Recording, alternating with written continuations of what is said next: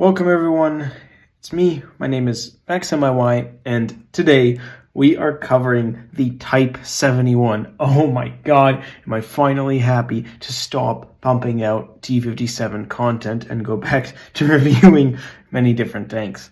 So, with the T71, please stick around for the armor because you will absolutely need to know everything about this tank's armor if you want to use it effectively. So let's get into that.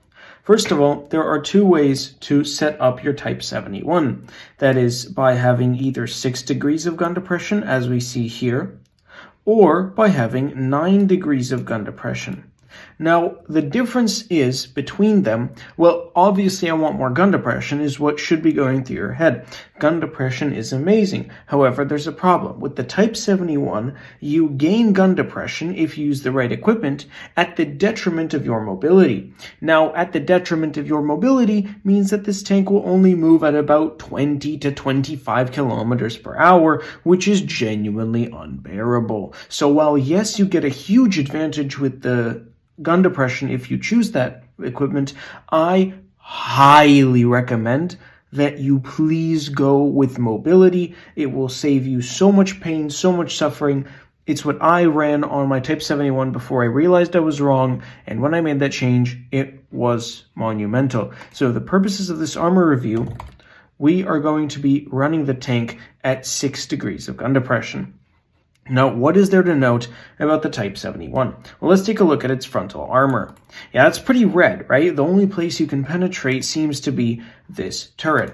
Likewise, for this review of the armor, I am not going to do what I usually do with tanks and use themselves against each other, against their armor, because the Type 71 has absolutely stupid broken premium ammunition, which you'll get to see in battle. But for now, all you need to know is that the Type 71's penetration on its premium ammo would just not be an accurate representation of this armor when being looked at by a regular vehicle. So for the purposes of this review, I am looking at the armor from the perspective of a T95E6, and let's just give him calibrated shells. Okay, so let's begin the review. First of all, your lower plate is small and hard to hit. So if you are showing it, it is going to be relatively difficult to accurately shoot. However, that's not going to be a problem because most tanks you face will simply load high explosive, anti-tank, or premium ammunition. What that means is your upper plate is most of the time going to be a penetration if they switch to their premium shells. The way to avoid this is to have a very steep angle. However, the problem that sets up are these corner cutouts that can be penetrated under a pretty decent angle. As you can see, even under this type of angle, you can have them penetrated, and you can be penetrated with with premium ammo like this. So what you're saying, so Maxim, what are you saying, right? That's the question. Well, I'm saying that the Type 71 has armor, but it also doesn't have armor. As contradictory as that sounds, you can still use the armor, primarily because you know more or less at what angles it is penetrable and not. For example, you have the ability to poke out like so and be able to shoot someone. If they're not ready to switch to their premium shells and bite the bullet on lower damage, and you can also see that it's sort of red-ish anyways. So as you're backing up, if you slightly angle, you are able to get bounces. That's the first thing. Second of all, the side of the Type 71 is also incredibly troll. As you can see below these tracks, there is nothing to shoot at. So if your enemies hit you here, they just don't penetrate. Whereas if they hit you here, they do penetrate, but if they hit this, they're gonna be blocked. So you have a pretty troll side as well. Your mantlet has these 2 weak cheek points, so don't think that your turret is impenetrable. Even with gun depression, your turret can still be penetrated. And what this means is that you can never really stay still in the Type 71 unless you are a good distance away or are confident in your abilities to outtrade your opponent. Now, your hatch is going to be a weak point. However, that simply means that you have to be very careful with your enemies, and you have to keep wiggling your turret or wiggling your tank, making it harder to aim in. Despite it looking like a relatively easy penetration right now, this hatch is pretty troll and will block quite a lot, despite not looking very strong from this perspective. Now, are there any tips I would give when fighting the Type 71?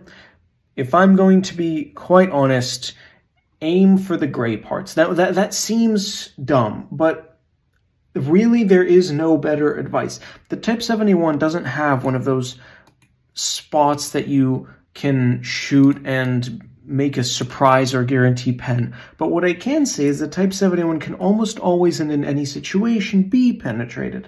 So if you're having a tough time against a Type 71, switch to your premium ammunition and aim for the upper plate or any other part that looks gray. You can shoot for the cupola. It is a maybe 60-40% chance of you hitting in your favor. With this armor section out of the way, I'm going to show the replay. Okie dokie. Now, here in this replay, it's actually pretty cool what I'm able to do in the Type 71. I remember this battle was just a fever dream, where I was almost firing every single chance I got. And in the beginning of this match, I lagged out a little bit because I was texted and I think I got a little bit distracted. But it doesn't really matter, it was the first few seconds of the game. Now, before I do anything aggressive, which will happen in the video, I am first going to go to this position. No particular reason, except for me just trying out different positions with this tank at the moment. Now, I see the 777, the 183, the BZ-75, and I'm trying to figure out what to shoot. As you saw there, I approximated where the 777's lower plate is. Maybe I just missed it, or I hit his upper plate. Those are really the only two options. Now, I see that the 183 is going to back up. The 777 is in cover. The BZ is in cover. The other 183 is in cover. And I decide, what the hell? I can safely move in and push up. So that is exactly what I do. Now, despite this tank having 6 degrees of gun depression with the way I run it, I don't have problems with the gun depression here. Now, this is where the armor, look, I know that my upper plate can be very strong if I just angle it upwards, and that is exactly what I do in order to bait the 183 to shoot at me. And now I could have gone after that 777, but instead I decide I need to clear that 183. He is much more dangerous, and only now do I focus the 777, making my way over to him. Now, as I make my way over to him, I notice that KPZ-70 aiming in right for me. However, he hits a rock, allowing me to move up, and maybe dealing 525 damage. Now, I'm keeping my eye on that 70, making sure he can't hit me. Realize it's not worth it, even despite switching to my premium ammo. And look at that, I hit a fire on the 777 and deal 800 damage with a 440 alpha gun, 420 alpha gun. That is insane. Now aim in on the DZ, he misses me and I'm able to track him, and now begins another charade with another 183. Now, he doesn't have gun depression, which means I have the slight advantage. Over here, I am moving up to try and hit his track wheel, but unfortunately hit that troll upper plate that 183s have. And now I'm kind of panicking because he does have a shell loaded. I'm not really sure why he hasn't shot yet. He can pretty easily penetrate my upper plate. However, because he doesn't have gun depression, he shoots my turret, and as I'm moving, he doesn't hit the cheek weak spot, which means I'm able to get around him and shoot him, and I don't really care that the BZ-75 is going to hit me because I have enough hit points to take the damage from him and then also clear him. And here he tries to face hug me, and this is one of the examples where you'll see that absolutely incredible high premium ammunition penetration. And look at this KPZ. Now, his best move would have been to just stop there, but instead he keeps going, which allows me to get one shell into him. Then I'm able to move my tank face first right in front of him, and then as you can see, he bounces me, and I just load in my premium ammo, and I'm able to pen him everywhere. And that's the game. That was an absolutely crazy game, and I think it showcased all of the capabilities of the Type 71. Its armor, its hit points, its penetration, all of it on display.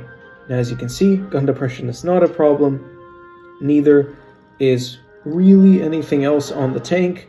Really, the only thing you have to keep in mind is the way that you use your armor, and knowing that you're not impenetrable, but that you can use your armor if you know how.